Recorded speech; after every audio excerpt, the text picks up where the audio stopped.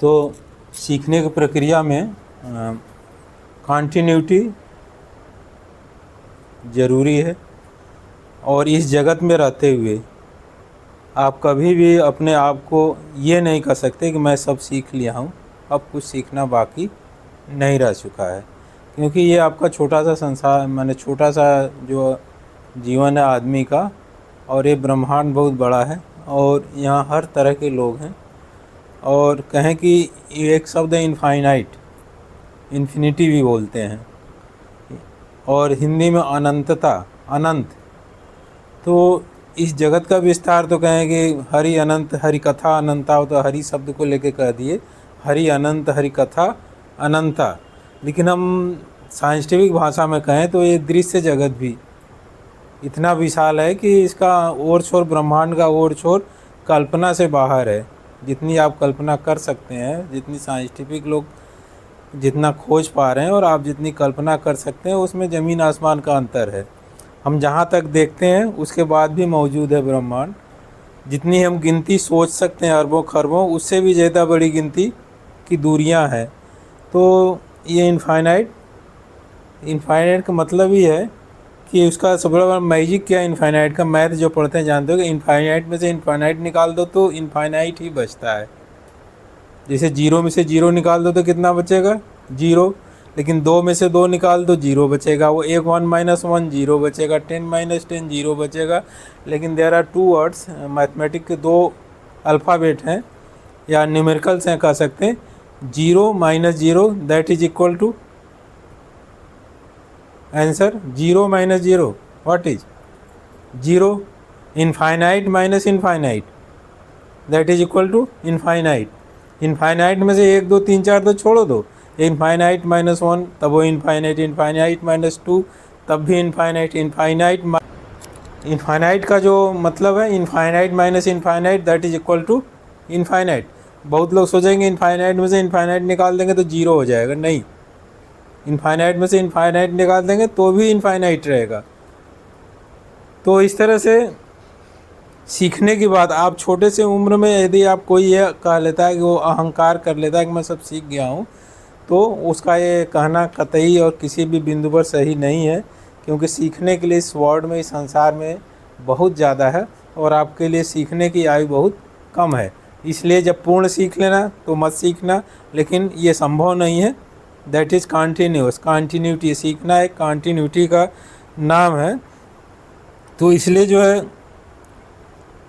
निंदक निरे राखिए आंगन कुटी छवाए, बिन साबुन पानी बिना तो निर्मल करे स्वभाव। निंदक निरे राखिए आंगन कुटी छवाए और बिन साबुन पानी बिना तो निर्मल करे स्वभाव। आपका स्वभाव, आपका चरित्र, आपका व्यक्तित्व, आपके सोचने की दिशा, सोच समझने की दिशा, पग उठाने का रास्ता, पग उठाने की दिशा, मैंने वो सब कुछ प्रभावित करता है कौन? जो आप अपने दरबार में निंदक को रखते हैं। एक भीषण के, रावण के पतन का एक और कारण क्या हो सकता है? रावण के पतन का एक, यदि बहुत कारण खोजेंगे तो सबसे बड़ा कारण क्या था रावण के पतन का? अगर आप MBA के स्टूडेंट हैं, अगर आप थिंकर हैं, अगर आप जीवन में हर बिंदु पर कहीं ना कहीं आप निर्णय लेते हैं, और निर्णय लेना ही पड़ता है हर बिंदु पर आदमी को, तो आप उनके जीवन के चरित्र को देखिए कि रावण, जिसको कहते हैं कि अपने समय का ब्रिटिश साम्राज्य था रावण, कहते हैं ब्रिटिश साम्राज्य में सूरज नहीं डूबता था, तो रावण का भी साम्राज्य ऐसे कहते थे कि पाताल लोक से, मृत्यु लोक से स्वर्ग लोक तक था। इतना बड़ा साम्राज्य था। तो उस इतने बड़े साम्राज्य का एक माह तानाशाह रावण था। रावण कोई लोकतांत्रिक देश का प्रधानमंत्री नहीं था जो जनता चुनी और वो प्रधानमंत्री बन गया, जनता वोट नहीं दी और वो गिर गया तो प्रधानमंत्री पद से हट गया। रावण क्या था? दैट वाज ए तानाशाह। तानाशाह मतलब जिसको कोई हटा नहीं सकता है, जिसकी वाणी को कोई काट नहीं सकता है, जिसको कोई हटा नहीं सके, जिसकी बात को कोई काट न सके, तो इसका मतलब उसका ही आदेश चलेगा। जब वो कोई हटा नहीं सकेगा तो उसी की गद्दी है। तो that is the top most position of a human. आदमी की सबसे ज़्यादा पावर कब होती है? जब वो तानाशाह हो जाए और उसकी वाणी को कोई काट न सके। इससे ज़्यादा आदमी पावरफुल कभी नहीं हो सकता। तो पावरफुल आदमी मैक्सिमम स्थिति में कब होगा? जब वो तानाशाह हो जाए और उसकी आवाज़ को, उसकी बात को कोई काट न सके, और यदि कोई बात काट दे तो उसको सज़ा देने में वो सक्षम हो। तो रावण का भाई विभीषण था, और विभीषण को उसने लात मारकर अपने सभा से बाहर निकाल दिया। तो जो उसकी सभा में, जो रावण की सभा में, जो उसके डर के मारे कोनो बोल नहीं पाते थे उसके खिलाफ, उसके गलत निर्णय, गलत बात को भी लोग डर के मारे नहीं बोलते थे और मौन साधे रहते थे, वहाँ विभीषण ये एक ऐसा उसकी सभा में सभासद था, उसकी सभा का एक मंत्री था, साथ ही साथ उसके एक तरह से देखा जाए तो रावण उसका छोटा भाई भी था। और उसने निंदा किया रावण के कृत्य की, रावण के कार्यों की, उसने आलोचना की रावण के नृत्य की, उसके कार्यों की, उल्सी पालसी की। और उसका परिणाम क्या हुआ? परिणाम ये हुआ कि रावण उसको सह नहीं सका और उसको लात मारकर उसको अपनी राजसभा से बाहर निकाल दिया, क्योंकि वो तानाशाह था, वो सिर भी कटवा सकता था, उसके कार्य को कोई रोक नहीं सकता। तो यहाँ पर कबीरदास जी कहते हैं, निंदक नियरे राखिए आंगन कुटी सवाए, बिन साबुन पानी बिना तो निर्मल करे स्वभाव। तो रावण यदि विभीषण को अपने राज्य में रखे रहता तो परिणाम क्या होता? उसका परिणाम ये होता कि रावण का राज्य ढहने से बच जाता। माने एक सूरवीर योद्धा भी उसके राज्य में थे, अच्छे से अच्छे सलाहकार थे, लेकिन एक व्यक्ति जो उसके राज दरबार से बाहर निकाल दिया गया, जो एक और सिर्फ एक ही था, वह था विभीषण। तो निंदक जितना बड़ा काम रावण की सभा में रावण की भलाई का कर सकता था, उसके जो है भलाई चाहने वाले, उसकी हाँ में हाँ मिलाने वाले, उसके योद्धा भी वो नहीं कर पाए और रावण का साम्राज्य ढह गया। इसीलिए कहा गया घर का भेदी लंका ढावे। तो वहाँ पर ये कहा गया घर का भेदी लंका ढावे। तो टॉप मोस्ट पोजीशन पर रहने के बाद भी, सत्ता के शीर्ष पर रहने के बाद भी, ताकत का अंबार उसके पास था रावण के पास। हीरो माने ताकत और योद्धाओं का कमी नहीं था और धन दौलत की भी कमी नहीं थी। शक्ति के 4 स्रोत होते हैं, धन बल, जन बल और बुद्धि बल। 3 बल, धन बल, जन बल, बुद्धि बल। अगर उसके पास बुद्धि का बल है, धन का बल है और जन का बल है, जिसको बाहुबल भी बोलते हैं, बाहुबली क्या, उसके पास 10-20-50 लोग उसके लिए बदमाशी करने को तैयार है, तो बाहुबली हो गया। धन उसके पास है, ये बाहु का बल है, जन बल है, और बुद्धि उसके पास अपने शत्रु से लड़ने के लिए बुद्धि भी उसके पास है। तो ये तीनों चीज़ जिसके पास है, उसका जो है किसी भी बिंदु पर, शीर्ष पर पहुंच जाना बड़ा आसान होता है। वो अपने क्षेत्र में अपनी ऊंचाई पर पहुंचकर ही रहता है। तो ऐसे ही किस्में रावण कभी ऐसा नहीं था कि रावण हमेशा के लिए उसी पोजीशन पर था। रावण के विषय में बहुत सी बातें सुनेंगे तो रावण कभी इतना कमज़ोर था कि वो जो है, वो एक कहानी है कि वो बाली जो था उसके पड़ोस में रहने वाला राज्य का राजा, और उसने रावण को बंदी बनाकर सालों अपने पीछे पीछे घुमाता रहा, घसीटवाते रहा। रावण इतना कमज़ोर था। ससरा बाहु था जिसने रावण को बुरी तरह से पिटाई करके बंद कर दिया था अपने कारागार में।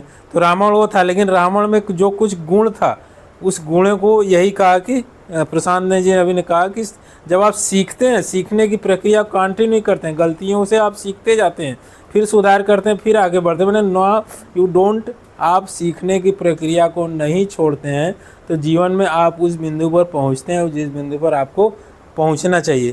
तो यहाँ पर रावण ने बड़ी मेहनत किया था, बड़ी कुछ संघर्ष को किया था, बड़ी तपस्या भी किया था। बहुत कुछ अर्जित करने के बाद वो उस टॉप मोस्ट पोजीशन पर पहुंचा। तो टॉप मोस्ट पोजीशन पर जब वो पहुंचा तो था कोई लोकतांत्रिक पार्टी से नहीं था, कोई चुनाव जीत के वो नहीं चला गया था, किसी कृपा से नहीं गया था। वो अपनी क्षमता से, अपनी शक्ति से, अपनी सामर्थ्य से, अपनी योग्यता से, अपनी बुद्धि से, अपनी विवेक से और अपनी क्षमताओं का सही ढंग से प्रयोग करके, किसी भी तरह से प्रयोग करके वो वहाँ ऊंचाई तक पहुंचा था। लेकिन ऊंचाई पर पहुंचने के बाद भी ये कबीरदास जी कहते हैं, निंदक नियरे राखिए आंगन कुटी छवाए, बिन साबुन पानी बिना तो निर्मल करे शोभा। रावण शायद इस दोहे को नहीं जानता है। अगर शायद उसके कबीरदास उसकी राजसभा में होते, संत के ही रूप में होते, कुछ भी नहीं लेते, तो अगर इस दोहा को वो समझ जाता तो शायद रावण का पतन इस तरह से नहीं होता। तो इस तरह से आप देखें कि यह किसी तरह से इतिहास में एक हिटलर हुआ था। हिटलर का जन्म 1889 में होता। 30 अप्रैल 1889 में हिटलर का जन्म ऑस्ट्रिया में हुआ था, जो जर्मनी से सटा हुआ था। उस समय देशों का विभाजन लाइन बहुत ज़्यादा स्पष्ट नहीं थी, लेकिन ऑस्ट्रिया जर्मनी दोनों सटे हुए थे। और इसके बाद में वो ऑस्ट्रिया छोड़ के जर्मनी आ गया और जर्मनी में उसने अपनी योजनाओं को आगे बढ़ाने के लिए ऐसा नहीं, हिटलर एक ऐसे परिवार से था जिसमें पिताजी एक सरकारी अफसर थे और इनकम टैक्स से संबंधित थे, और उसकी माता जो है, पिताजी 11 वर्ष में देहांत हो गया और वो अच्छी स्कूल में नहीं जा सका था। बाद में आपको पता है कि मैंने इसके पहले भी बताया, तो एक बहुत बड़ा पेंटर भी था, पेंटिंग उसका बहुत बड़ा शौक़ था।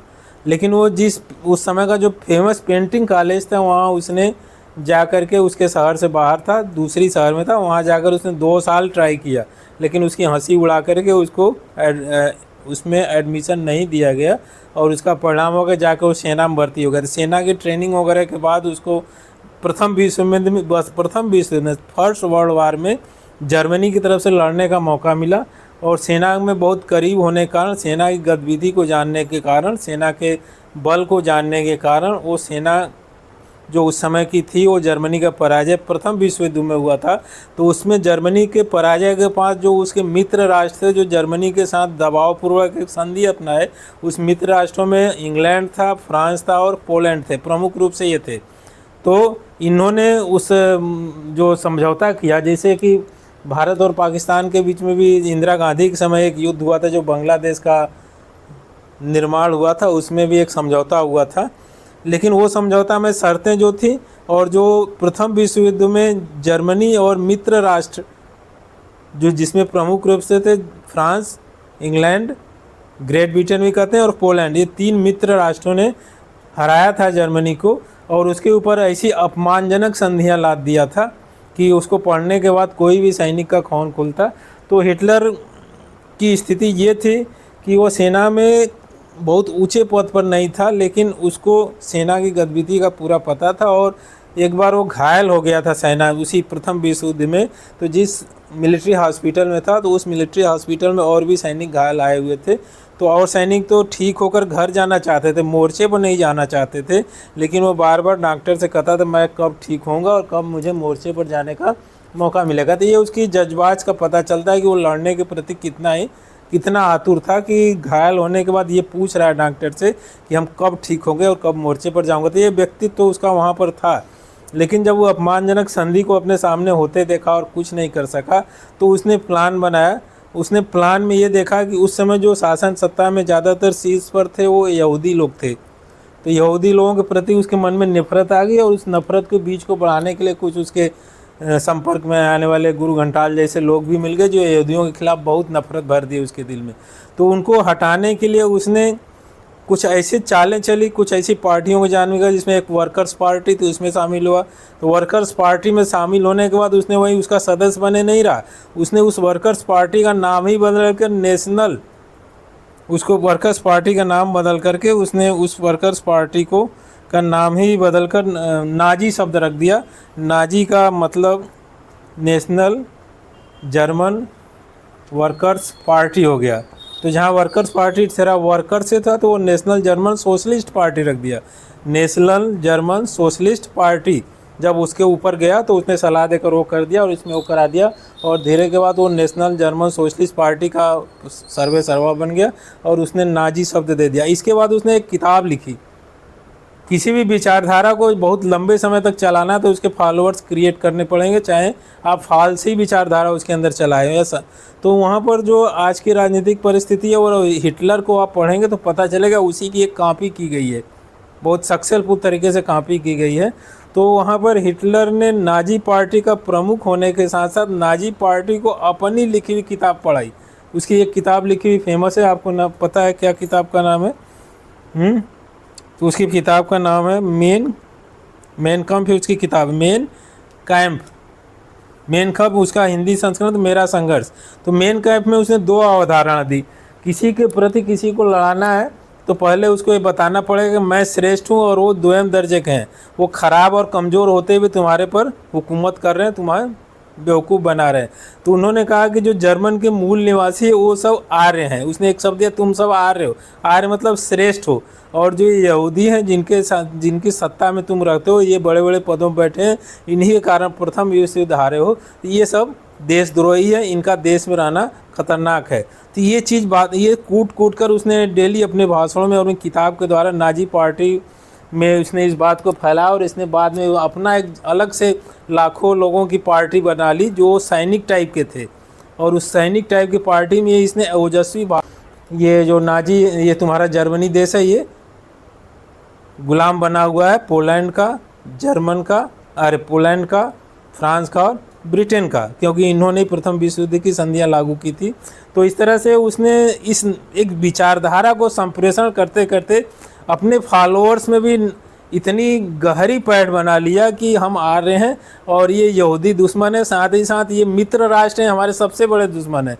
तो उन्होंने कहा कि हिटलर ने एक चीज़ और कहा कि अगर तुम्हें इन मित्र राष्ट्रों को हराना, जो तुम्हारे साथ एक बेइज्जती भरा समझौता तुमसे कर डाले हैं, जब ज़बरदस्ती बंदूक की नोक पर तुमसे कागज़ से लिखवा लिए अपमानजनक शब्द और कहें इसको लिखो कि तुम ही इस प्रथम विश्व युद्ध के कारण हो, तुम्हें इसका पूरा हर्जाना देना पड़ेगा। साथ ही साथ तुम्हारे देश का कुछ पार्ट भी उन्होंने हर्जाना के रूप में ले लिया और साथ साथ उस पर यह लिखा दिया कि जर्मन ही सबसे नालायक आदमी थे जिन्होंने प्रथम विश्व युद्ध को आरंभ किया। इस तरह से अपमानजनक शब्दों से उसने उस संधि में डाला हुआ। तो वो संधि को भी पढ़वाता था और साथ साथ कहता था कि ये आ रहे हम, हमारी ये सुनो, हम क्यों हारे, 3 शब्दों को उसने लिया। संधि को पढ़वाता था अपने सैनिकों में, संधि को पढ़वाता तो उनके अंदर खौल खलता था, क्योंकि सेना की जो पहुंच होती है वो ज़्यादातर, यदि सेना मरने मिटने के लिए तैयार होती है तो राष्ट्रीय भावना सबसे अधिक सेना में होती है।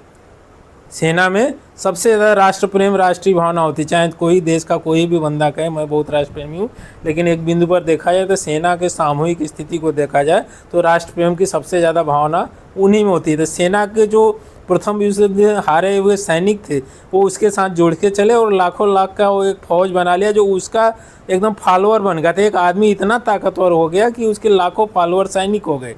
और उसके लिए उसने क्या किया, एक शब्द का प्रयोग किया, भाषण देना। और उसका बेस क्या किया, उसने बेस पढ़ाया, देखो ये तुम्हारे साथ देश के साथ जो इन मित्र राष्ट्रों ने समझौता किया ये बहुत ही नालायकपना, बहुत ही अपमानित करने वाला और तुम्हारा शोषण करने वाला है और तुम्हें गाली देने के समान है। दूसरी का, तुम तो श्रेष्ठ थे, तुम आर्य थे, इन सबसे श्रेष्ठ हो, इसके बाद भी तुम्हारी ये दशा हुई। और तीसरी चीज़ का, ये जो तुम्हारे दुश्मन बैठे हुए हैं, जो शासन तंत्र में बैठे हुए थे, यहूदी लोग ज़्यादातर पदों पे यही थे, इन्होंने देश को अच्छे से नहीं बचाया बल्कि देश को इनके हाथे बेच दिया। तो उनके खिलाफ नफरत भी पैदा किया।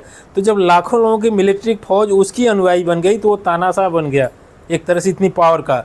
और उसने वहाँ की शासन सत्ता को उखाड़ फेंका और नाजियों का जो उसकी सेना थी उसको नाजी शब्द दिया गया, फांसीवाद। फांसीवाद में जो तुम मेरी बात को नहीं मानोगे तो तुम्हें फांसी दे दी जाएगी। इस तरह से अगर मेरी बात को नहीं मानोगे क्या कर दिया जाएगा, तुम्हें मृत्युदंड, फांसी दे दी जाएगी। तो यहाँ पर हिटलर वहाँ पर इन 3 सिद्धांतों का प्रयोग करके यहूदियों को अपने ही अनुयायियों के द्वारा मरवा दिया, गैस चैम्बर में डलवाकर और उनके अंदर जहरीली गैस देकर या उनकी हत्या और कत्लेआम कराकर उनकी 60 लाख यहूदियों को अपने देश से मरा के लगभग सफाई कर दिया। माने सारे वर्ड से 2/3 हिंदू मुस्लिम यहूदी समाप्त हो गए, 2/3 यहूदी। अब इसके बाद उसने पोलैंड पर आक्रमण किया, पोलैंड को जीत लिया। इसके बाद उसने जो है फ्रांस पर आक्रमण किया, फ्रांस को भी जीत लिया। अब बचा इंग्लैंड, इंग्लैंड पर भी आक्रमण कर दिया। लेकिन देखो, आदमी को सोचना चाहिए कि हिटलर के एक आदमी यदि जानते हो कि अगर वो कुछ चीज़ों का पालन नहीं करता है तो उसकी स्थिति खराब हो जाती है। अगर आप अहंकारी होते जाते हैं, महत्वाकांक्षी, अति महत्वाकांक्षी और अति महत्वाकांक्षी में अंतर क्या है? महत्वाकांक्षी होना जरूरी है, लेकिन जब अति महत्वाकांक्षी आप हो जाते हो तो एक तरह से आप अहंकारी हो जाते हो। तो हिटलर को एक तरह से अहंकार का भाव आ गया। दूसरी चीज़ क्या भाव आ गया, इतनी बड़ी बड़ी लड़ाइयाँ मैं बीत चुका हूँ तो पहले मुझे अपने शासन तंत्र को मजबूत करना है, सिद्धांत को मजबूत करना है, इसके बाद आगे बढ़ूँ। तो उसने वो नहीं किया, उसने रसिया पर आक्रमण कर दिया। और रसिया पर जब उसने आक्रमण किया तो उसके 9 लाख नाजी सैनिक रसिया में घुस गए। उस समय घुसे जब रसिया में बर्फ़ बढ़ रही थी। माने रसिया एक दुनिया का सबसे ठंडा मुल्क है और आप रसिया में यदि आक्रमण कर रहे हो अपने 9-10 लाख सैनिकों लेकर और जाड़े में कर रहे हो, और आपके सैनिक तो गर्म सीजन में हिंदुस्तान में रहने वाले, तो आपके सैनिक तो जाड़े से ही मर जाएंगे, वहाँ के सैनिक नहीं मरेंगे। और वही हिटलर ने जल्दबाजी नेचर, अगर आप अति महत्वाकांक्षी अहंकारी भी हो गए और आपका नेचर जल्दबाज का हो गया, हर काम को जल्दी जल्दी निपटा देने का और दूरदर्शी दृष्टिकोण नहीं है, तो उसके 9 लाख सैनिक वहीं जम करके मर गए। रसिया में एक तरह से मार दिए गए। जो सैनिक भागे वो उसको बर्फीली तूफानों ने मार दिया और उसकी सारी सेना नष्ट हो गई। वहाँ रसिया हारा। इसके बाद इधर इसको इंग्लैंड को, ग्रेट ब्रिटेन को अमेरिका ने सपोर्ट किया और अमेरिका और ग्रेट ब्रिटेन और फ्रांस की सेना मिल करके फिर जापान, ये जर्मनी की तरफ अपनों को कूच किया और जर्मनी कई मोर्चों पर फंस गया।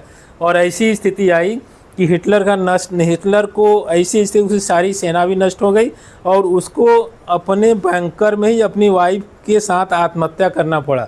जो आदमी सन 1914 से 18 प्रथम विश्व युद्ध रहा उसमें रहा और 18 से 39 तक अपनी शक्ति का इतना फैलाव किया कि वो एक साधारण सैनिक से होकर के उस जर्मनी का तानाशाह बन बैठा, जिसकी नाजी सेना उस समय की सबसे ताकतवर सेना थी। लेकिन व्यक्तित्व के उस कुछ गुणों अवगुणों के कारण वो हिटलर का नाश हो गया। अगर जैसे रावण का नाश हो गया, रावण नहीं सफल हो पाया सारी शक्ति लेते हुए, तो हिटलर भी वहाँ क्यों नहीं सफल हुआ? क्योंकि उसने अपने आसपास जो लोगों का समूह रखा वो सिर्फ एक कंप्यूटर मैन टाइप की तरह से, एक को कहते हैं कि रोबोट टाइप के, जो फॉलो करते थे उसकी बातों का, कोई उसको सलाह देने वाला नहीं था। तो अपने पास कोई निंदा करने वाला, सलाह देने वाला, उसकी नीतियों का आलोचना करने वाला उसके पास कोई रह नहीं गया। वो जो सोचता था वही करता था। और ऐसी स्थिति में एक अति महत्वाकांक्षी अहंकारी नेचर उसमें आ गया, जल्दबाजी वाला नेचर आ गया, और इन दो नेचरों के कारण वो उसका तबाही हो गया। कबीरदास जी उसको कहते हैं कि माली सिंचय सौ गड़ा रित पाए फलो, धीरे धीरे रे मना धीरे सब कुछ होए, माली सिंचय सौ गड़ा ऋतु आए फल होए। वहाँ पर हिटलर यदि चाहता तो रुक जाता, वहाँ रसिया पर आक्रमण नहीं करता और अपने साम्राज्य को सुदृढ़ करने में लगाता। तो हिटलर का साम्राज्य, आज हिटलर का नाम एक विश्व के एक हीरो के तौर पर लिया जाता और जर्मनी में भी उसका नाम बैन नहीं होता जहाँ वो सारे क्रिया को किया। जबकि उसकी मृत्यु के बाद जर्मनी को दो भागों में बांट दिया और फिर जर्मनी आज तक उस ताकत में नहीं पहुंच सका जिस ताकत में सेकंड वर्ल्ड वॉर में था। तो एक योद्धा जो हिटलर जर्मनी को टॉप मोस्ट पर ले गया और अपने ही समय में वो अपने ही कुछ व्यक्तिगत गुणों के कारण, इसको ध्यान देना, हिटलर को कोई नहीं हराया, हिटलर को उसका व्यक्तित्व ने हराया, जो उसका व्यक्तित्व निर्भर था। हिटलर को इसलिए हार का मुख देखना पड़ा क्योंकि उसने अपनी सभा में निंदा करने वाले को जगह नहीं दी, आलोचना करने वाले को जगह नहीं दी, जो उसके प्लान को रिफॉर्म करते और उसकी प्लान को स्टडी करने के बाद उसकी कमी को निकाल पाते। और उसका परिणाम हुआ कि हिटलर इस दुनिया से अपनी तानाशाही को लेकर चला गया। तो जब आदमी बहुत बड़ा हो जाए किसी फील्ड में तो उसको अपने दिखाएं कि बड़ा हुआ था, क्या हुआ, जैसे पेड़ खजूर पंथी को छाया नहीं फल लागे अति दूर। जब हिटलर इतना बड़ा शासक बन गया तो उसको उस वर्ल्ड लीडर की स्थिति में, जब आप इतने बड़े हो जाते हो तो आपके पास कमान होती है, आसपास ताकत होती है और आपकी बात का वजूद होता है। अगर उस बिंदु पर आप जो मानवता की सेवा में अपने लगा देते तो यही होता है, बड़ा हुआ तो क्या हुआ, जैसे पेड़ खजूर। इतना बड़ा हो गया हिटलर, सारी दुनिया को जान ली, उसको बड़े बड़े देशों की मिलिट्री उससे कांपने लगी और तानाशाह उससे डरने लगे। इसके बाद भी हिटलर जो है इस सिद्धांत, कबीरदास उसकी दरबार में होते तो क्या कितना बड़ा हो गया, अब लोग थोड़ा शांत हो जाओ, लोगों के भलाई में लग जाओ तो तुम अभी बड़ा भी हो, कल देवता की तरह से पूजे जाने भी लगोगे। तो इस तरह से तुम्हारे देश के लोग तुम्हें देवता की तरह से पूछेंगे क्योंकि तुम्हारे देश के लोग अब तुम्हारे में अपना सम्मान देख रहे हैं, यहाँ स्टॉप कर जाओ। लेकिन हिटलर वहाँ रुका नहीं और आगे बढ़ते गया। सक्सेस मिला, लेकिन सक्सेस मिलने के बाद उस सक्सेस को पचा जाने की क्षमता हिटलर में होनी चाहिए थी। तो कबीरदास जी वहाँ होते तो कहते बड़ा हुआ तो क्या हुआ, जैसे पेड़ खजूर पंछी को छाया नहीं, पंथी को छाया नहीं, जो रास्ते पर जा रहा है बेचारा। खजूर का पेड़ इतना ऊंचा है कि धूप गर्मी तेज़ लग रही है, पसीने पसीने हो रहा है, पाँव जल रहे हैं, लेकिन खजूर के पेड़ के नीचे खड़ा भी जाए तो उसको छाया मिलेगी नहीं क्योंकि इतना ऊंचा होता है। अब फल लगेगा तो इतनी ऊंचाई को तोड़ भी नहीं सकता। तो कबीरदास जी यही कह रहे हैं कि बड़ा हुआ तो क्या हुआ, जैसे पेड़ खजूर पंछी को छाया नहीं फल लागे अति दूर। तो उसके देश में रहने वाले लोगों का उसने ध्यान नहीं दिया कि इस सर्वोच्च स्थिति में रहने के बाद हमें सत्ता को थोड़ा संभालना है, ताकत को थोड़ा बचा के रखना है, अपनी देश को थोड़ा सुदृढ़ करना है, युद्ध में जो देश 5-6 साल से फंसा है उसको रोकना है और अपनी समृद्धि को बढ़ानी, आगे बढ़ना है। उस चीज़ पर उसने ध्यान नहीं दिया और अपनी अति महत्वाकांक्षा के कारण, अपने अहम के कारण, बिना जो है सोचे विचारे निर्णय लेने के कारण, कोई निंदक या कोई आलोचक किसी दरबार में न होने के कारण उसका ये खबर हुआ कि हिटलर का पतन हो गया। हिटलर का पतन और रावण का पतन बहुत कुछ एक जैसा है। तो इस तरह से आपको ये विचार करना है कि जीवन में जिस पोजीशन पर जो है उसको उस पोजीशन पर निर्णय लेना पड़ता है। आप हिटलर के पोजीशन पर नहीं है कि आप हिटलर वाला निर्णय लेंगे, लेकिन आप जिस पोजीशन पर इस समय इस पोजीशन पर भी आपको बहुत से निर्णय लेने पड़ते हैं।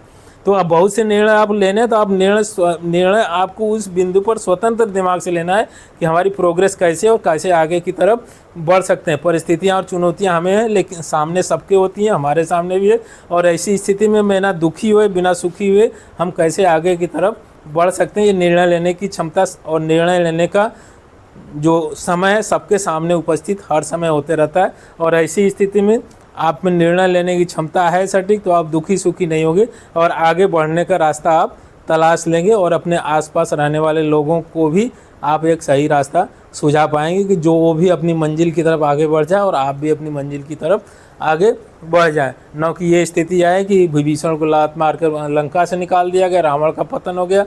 और इसी तरह से हिटलर जो है, जो इतना बड़ा शासक था, इतना बड़ा ताकतवर था, इतना बड़ा तानाशाह था, उसकी पार्टी इतनी ताकतवर गई थी, उसकी सेना नाजी सेना जिसको डर के मारे विदेशी देशों की सेनाएं कांपती थी, उस हिटलर का पतन 5-6 साल में उसकी जितनी तेज़ी से उसका उन्नयन हुआ और उस 1900 उसके जो जन्म हुआ था और प्रथम विश्व युद्ध के 1918 के बाद उसने 18 से 39 तक इतना पीरियड लंबा लिया अपने सफ़र को ऊपर ले जाने में। अपने को जर्मन का तानाशाह बनने के लिए कोई गद्दी पर उसको नहीं बैठा दिया। वो एक साधारण सा सैनिक जर्मन का तानाशाह बन गया तो कोई उसका लक नहीं था। उसने अपनी योग्यता से वहाँ तक पहुँचा, अपने गुणागणित से, अपनी चालों से, अपने जो है भाषणों से और अपने सिद्धांतों को जो सामने वालों को परोसना है, क्या परोस कर किसको अपने पक्ष में करना है, ये सब चीज़ों से वो उस ऊंचाई से पहुंचा। लेकिन उस ऊंचाई पर 4-5 साल के युद्ध में अगर वह स्थिर रहता तो दुनिया का डोमिनेंट लीडर होता और उसको दुनिया आज प्रेज करती। लेकिन वहाँ पर वो अपने सिद्धांतों को कभी भी नफरत दूसरे में तो फैलाया उसने, लेकिन नफरत के बीच अपने दिल में भी बोल लिया। और इन सब के परिणामों के कारण, नफरत के कारण, जल्दबाजी होने के कारण, साथ ही साथ कोई भी आलोचक निंदक उसकी सभा में न होने के कारण हिटलर का पतन, वैचारिक हिटलर का मानसिक के साथ साथ उसकी नीतियों का पतन हो गया और वो हार का सामना करना पड़ा। और सबसे बड़ी स्थिति ये है कि आत्महत्या महापाप है, जैसा कि हमारे शास्त्रों में कहा गया है कि आत्महत्या से बड़ा कोई पाप ही नहीं। लेकिन हिटलर उस स्थिति में होते हुए सुसाइड किया। रावण तो जाकर के युद्ध करते हुए लड़के मरा, हिटलर को तो सुसाइड करना पड़ा। तो इस बिंदु पर रावण तो कम से कम योद्धा ज़्यादा बेटर स्थिति में था कि गलत नीतियों के कारण उसका यदि पतन हुआ तो एक योद्धा की तरह से युद्ध में मरा जाकर। और हिटलर को के साथ तो ऐसी स्थिति थी कि उसको सुसाइड अपने ही रिवॉल्वर से करना पड़ा। तो इस तरह से जीवन में सफल होने के लिए, आगे बढ़ने के लिए, जिस बिंदु पर उस बिंदु पर सही डिसीजन लेने के लिए आपके विचार क्षमता होनी चाहिए। जल्दबाज होने की ज़रूरत नहीं है, वैचारिक क्षमता होनी चाहिए। और ये कभी नहीं सोचना चाहिए कि मैं अब सीख लिया हूँ, अब मुझे कुछ सीखने की ज़रूरत नहीं है। चुनौतियाँ आपके सामने नित्य प्रतिदिन खड़ी होती हैं और नित्य प्रतिदिन होने वाली चुनौतियों को आप तभी सामना कर सकते हैं जब आप प्रोग्रेसिव हो, नई चीज़ों को सीख रहे हो, नई चीज़ों को पढ़ रहे हो। तो उस चुनौती में भी आप अपने जीवन के लिए आगे बढ़ने का रास्ता प्राप्त कर लेंगे। कुछ चुनौतियां आपको आगे बढ़ने का रास्ता भी देती हैं, इसको ध्यान देना।